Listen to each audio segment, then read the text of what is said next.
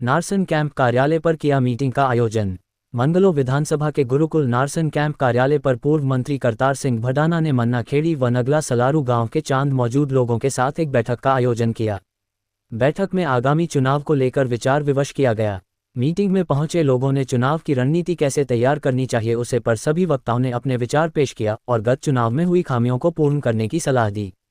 Meeting में पहुंचे करतार सिंह भडाना ने सभी से अपील करते हुए कहा है कि मैं देश के कई राज्यों में सेवा कर चुका हूं। अब मैं उत्तराखंड की भूमि पर अपनी सेवा पूर्ण करके जाना चाहता हूं। उन्होंने ये भी कहा कि विधानसभा मंगलौर से मैं चुनाव लड़ा था, उसमें मैं मात्र 200 वोटों से हार गया था। शायद परमात्मा की ऐसी इच्छा थी, लेकिन अब की बार मुझे बहुमत से जीता कर भेजें। ये ठीक है, लेकिन वोट तो लेनी है ना मुस्लिम समाज की। वोट मिली है, मुझे मिलेंगे। जो मेरा वो मुझे छोड़ के नहीं जाएगा। ठीक है, थैंक यू मंत्री जी। ये तो आत्मा से, भैया से, कन्हैया से, मालिक से प्रार्थना करता हूँ कि मेरे हलके को दिन दुगना रात चौगनी तरक्की हो और जिन भाइयों पे किसी तरह की मुसीबत है उसे मुसीबत को दूर करें और जितना भी मेरे से हो सकेगा मैं उनके साथ खड़ा हूँ। बुजुर्गों का बेटा बन के, भाइयों का छोटा या बड़ा भाई बन के उनके साथ खड़ा हूँ। मंत्री जी, आज कौन से गांव के लोग आए थे जिनका धन्यवाद किया? आज मन्ना खेड़ी और नंगला सलारू के लोग आए थे। अच्छा, किस तरीके से बातचीत हुई, क्या धन्यवाद हुआ?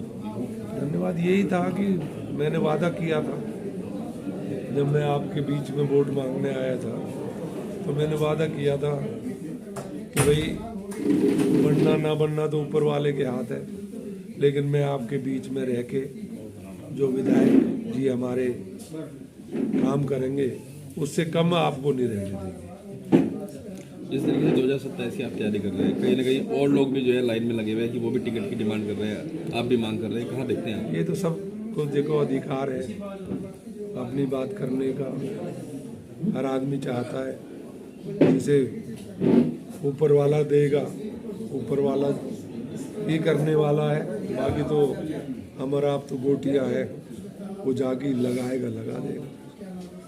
पिछली बार मैंने सवाल किया था, मुस्लिम समाज के लोग नहीं दिखाई देते, क्या कारण मानते हैं? ऐसा है, अगर मुस्लिम की बात करें तो मैं खुद भी मुस्लिम हूँ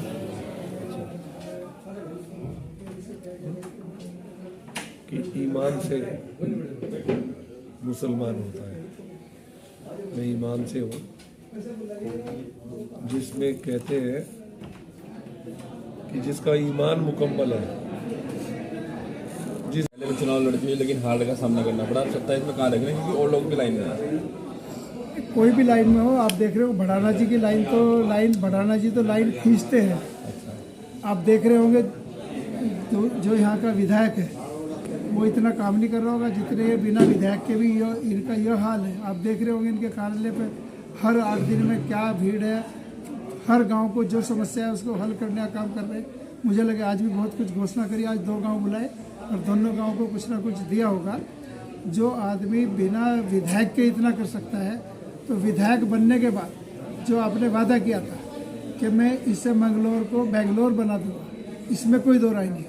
और ये आपकी मंगलौर की जनता की समझ में आना चाहिए कि बहुत मुद्दत के बाद हमें एक ऐसी शख्सियत मिली जो हमारे उद्धार के लिए कहाँ से चलकर आए, नहीं उन्हें क्या जरूरत पड़ रही थी।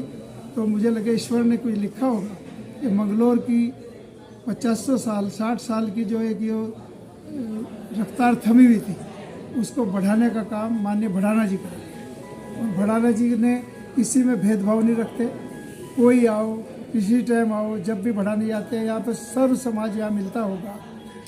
और नहीं तो अन्यथा पार्टी देख के काम कर रही है कि मुझे किस गांव में जाना किस गांव में नहीं जाना।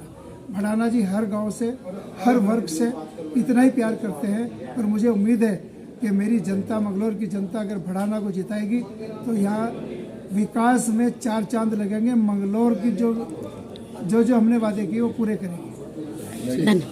गुरप्रीत सिंह, उत्तराखंड खुलासा न्यूज, लक्सर।